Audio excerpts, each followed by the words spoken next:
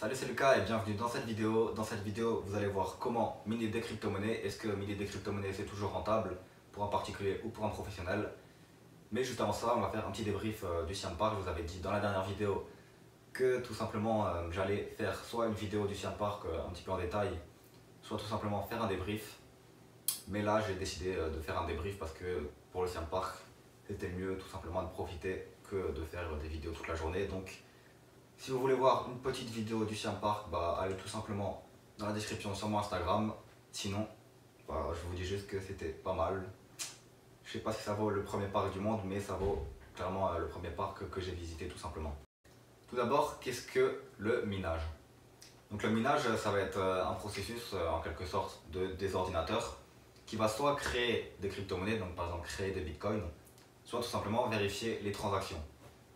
Donc la plupart c'est la création de Bitcoin. La plupart du temps, le minage est fait pour la création de Bitcoin, la création de n'importe quelle crypto-monnaie.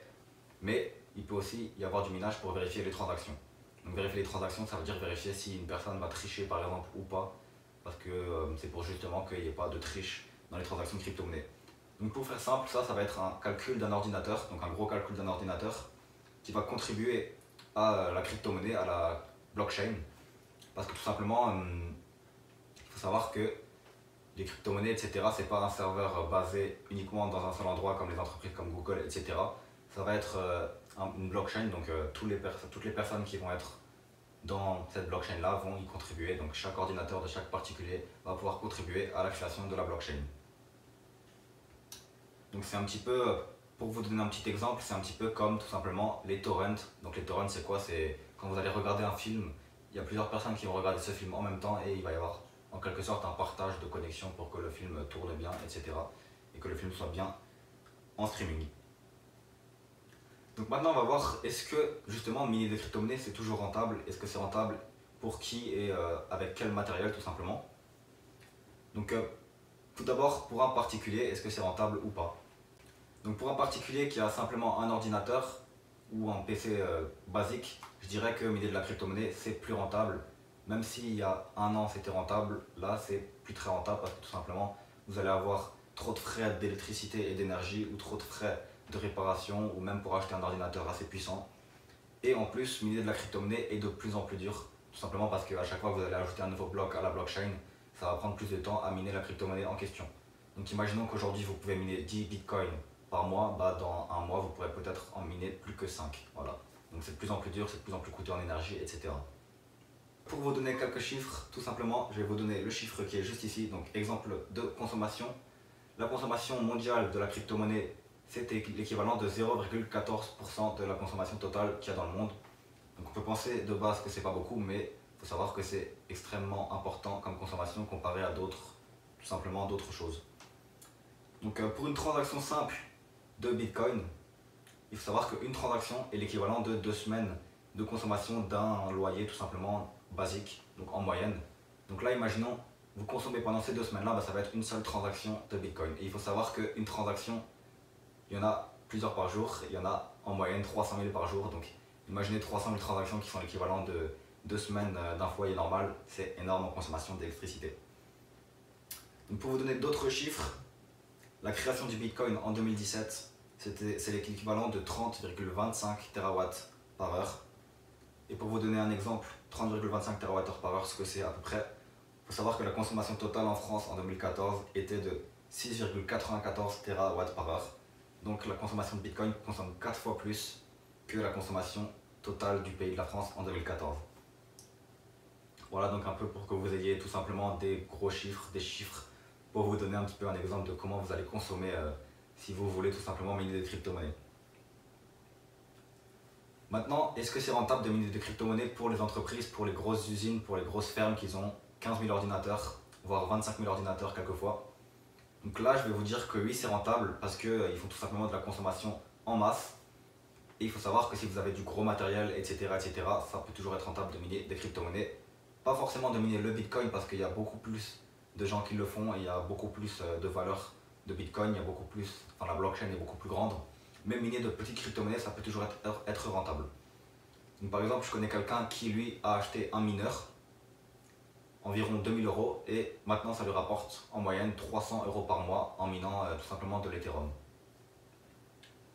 Donc maintenant, comment est-ce que vous allez devoir gagner de l'argent justement en minant des crypto-monnaies? Donc comment faire pour gagner de l'argent en minant des crypto-monnaies? Alors il faut savoir que déjà si vous avez un simple ordinateur, ça va pas être possible de gagner de l'argent, il y a trop de concurrence, il y a trop de grosses entreprises, il y a trop de gens qui achètent même des mineurs. Donc les seules façons de gagner des crypto-monnaies, ça va être soit de miner de petites crypto-monnaies si vous avez un simple ordinateur et d'espérer que la crypto-monnaie monte. Mais honnêtement, je vous conseille plutôt de faire du trading de crypto-monnaie dans ce cas-là. Donc du trading de crypto-monnaie, qu'est-ce que c'est? Vous allez tout simplement regarder une crypto-monnaie, par exemple qui vaut 0,01 euro à cette date-là, et vous allez espérer que cette crypto-monnaie-là va valoir par exemple 1 euro à l'autre date. Donc si vous en achetez 10, vous allez pouvoir en revendre 10 à un autre prix et faire une plus-value là-dessus. Donc c'est pas mal si vous faites du minage de ces petites crypto-monnaies parce que justement la blockchain n'est pas longue, donc vous allez pouvoir acquérir plein de ces petites crypto-monnaies en les minant, et si elles prennent de la valeur, vous allez pouvoir les revendre. Donc c'est un petit peu pareil que faire du trading de crypto-monnaie, vous allez un petit peu essayer de voir comment cette crypto-monnaie va évoluer et est-ce qu'elle va prendre de la valeur. Maintenant, il y a des façons un peu plus rentables, on va dire, de faire de l'argent avec des crypto-monnaies et en minant des crypto-monnaies. Donc la première façon, c'est tout simplement, comme ma connaissance, d'acheter un mineur et de miner des crypto-monnaies. Donc pas forcément le Bitcoin, mais plutôt l'Ethereum ou le Monero par exemple, des crypto-monnaies qui ne sont pas encore très minées, mais qui sont quand même un petit peu déjà rentables. Donc par exemple Ethereum, Monero, on a quoi d'autre? On a aussi le DAX, etc., etc. Deuxième méthode, tout simplement créer son entreprise de crypto-monnaie, mais il faut savoir que là ça va être énormément d'investissement de base.